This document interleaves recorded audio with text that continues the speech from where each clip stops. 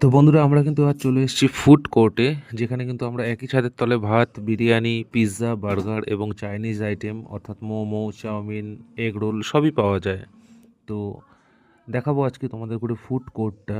তো নতুন তৈরি হয়েছে ফুড কোর্ট, এই যে দেখতে পাচ্ছ বিরিয়ানি, ভাত, মোমো সবই পাওয়া যায় এখানে। সাথে কোল্ড ড্রিঙ্কসের ব্যবস্থাও আছে। দাদা দুরকম সেট আপ করেছে, নিচে দুটো টেবিল দিয়ে, আর প্রত্যেকটা টেবিলই 4 সিটার। এখান থেকে তোমরা ওপরেও গিয়ে চাইলে বসতে পারো দোতলায়।